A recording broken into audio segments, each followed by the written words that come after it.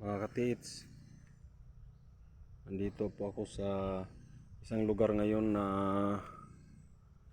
mabatong lugar na parang mga simento yung mga bato dito mga katiits na ayan o, yan yun, parang may letter B na nakapahiga, ayun, nakatayo na bato. Tapos mga katids, parang siminto talaga mga bato ito. Tapos ito may mga halong graba. Tapos ito sa may itong letter B na nakapahiga na parang arrow na nagtuturo banda ron. Mayroon ditong butas. Lalim. Ito lang mga katids. Kaya ako kasi malalim pala.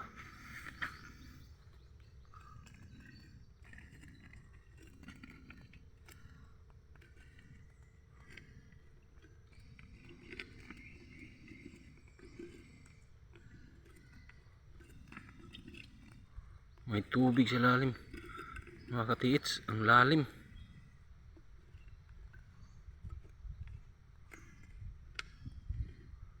Inanuhan lang pala siya ng graba, sinarahan. Nahulog yun.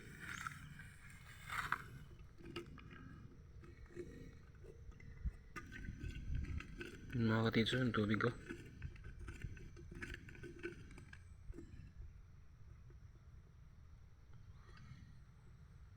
Ganito kalalim mga katiits, oh. Yan, oh.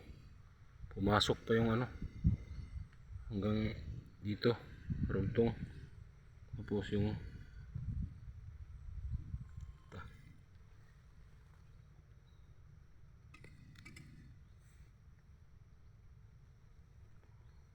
mga katiits, ang lalim ng butas. Tapos ito parang grinder, nadaanan ng grinder mga katiits. Ito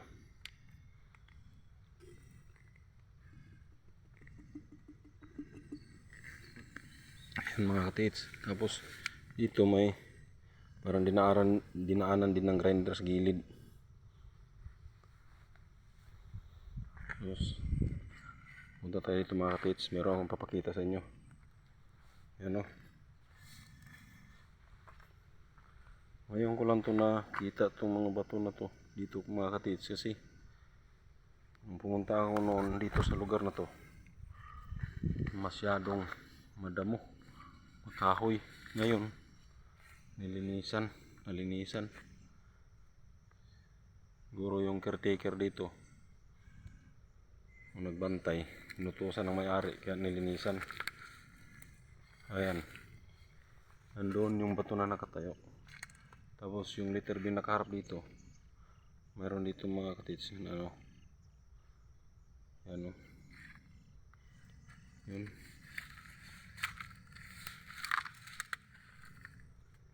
Yan mga katiits, mayroong parang siminto ito. Tapos mayroong tatlong bato na parang mata, tilong. Tapos dito mayroong parang bato rin na parang seal yung shape nya mga katiits. Yan mga katiits. Tapos ito yung sundan natin mga katiits. Yan, punta ron, magturo doon mga katiits. Doon puntahan natin mga katiits.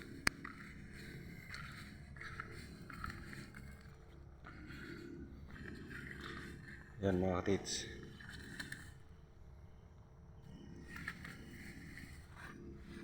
Yan, parang dinaaran din ng grinder mga katiits. Yun. Tapos dito may step doon,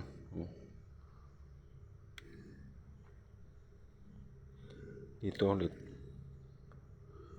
letter C na ship mga katiits. Tapos dito ayun daanan yung naka ano parang kanal papunta ron. Tapos pag puntahan natin dito mga katiits, yung mga malalaking bato, yun yung ano yung kanal yan, malaking bato dito. Ito mga katiits yung nasa profile picture ko na nakita ko noon na letter X na may dot. Ayan mga katiits, baka sabihin nyo na nagnanakaw lang ako ng mga picture o ng mga sign. Hindi mga katiits, talagang legit yan mga katiits yung nasa profile pic ko. Ayan, kaya binalikan ko to. Ito ang pangpang dito daw dumaong, kasi diyan sa baba mga katiits baybay mga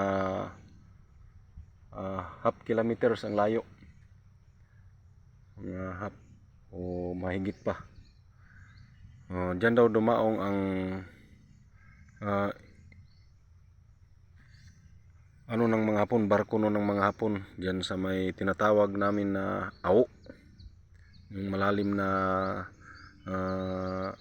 side ng dagat diyan. Kahit nasa gilid ng dagat, malalim pa rin, at pag sisirin mo parang kalsada yung sa ilalim mga katiits, parang daanan ng sasakyan na nakakamada yung mga graba.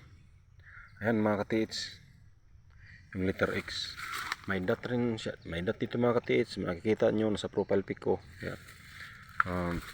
Noon hindi pa ako nag vlog, nakita ko to mga katiits. Hindi ko na ano ngayon naalala ko, kaya binalikan ko mga katiits kahit malayo ang lugar na to. Ayan mga katiits, yan o. Tapos dito mga katiits, yan.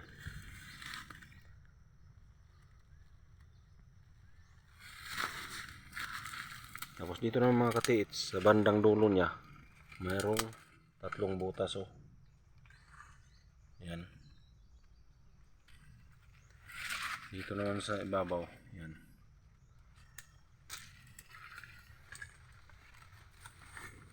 Ang ano mga katiits, dito naman sa tinuro ng ano na to, yan, pointer na to, dot. Ito yung sa pag ano ko mga katiits, yung ito ay deposito, ano, lalim. Tapos tinuturo dito mga katiits, dito mga katiits mayroong ginawang kanal. Ayan o.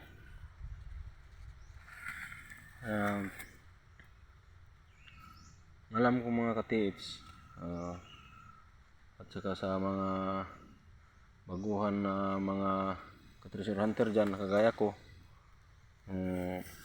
alam ko may posibilidad na sa area na to, sa harap na to, ang X na yan, dito na area, itong nilagyan ng malaking bato, mayroong deposito dito mga katiits.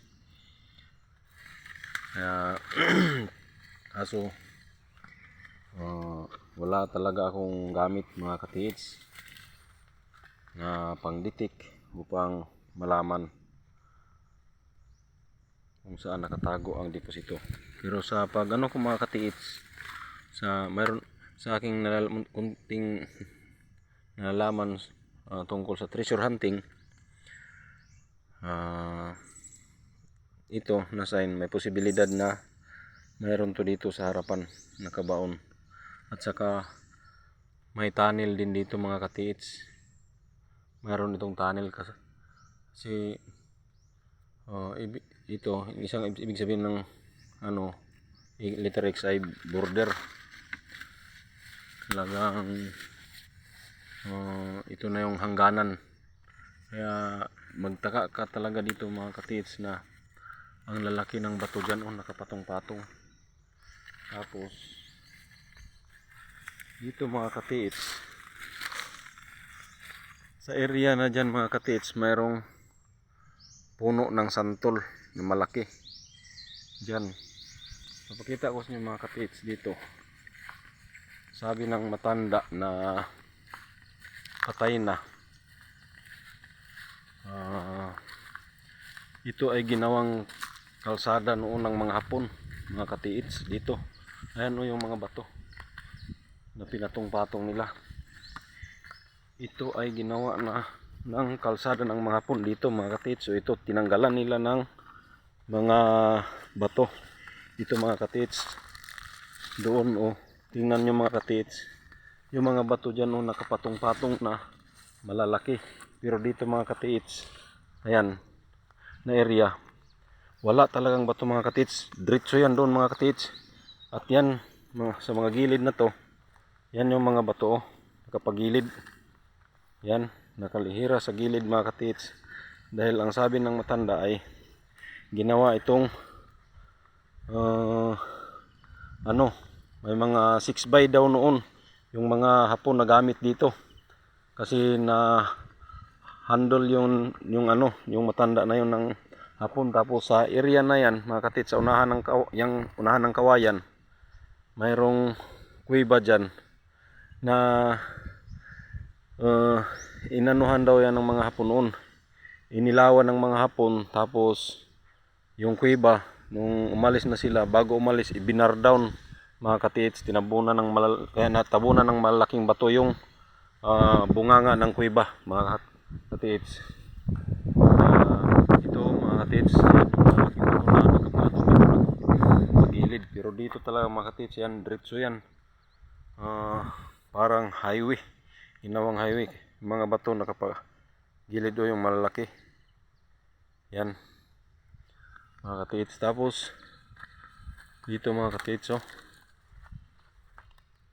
meron ditong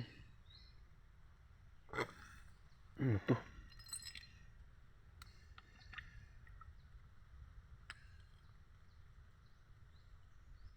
buti, laking parang grapon, green yung kulay.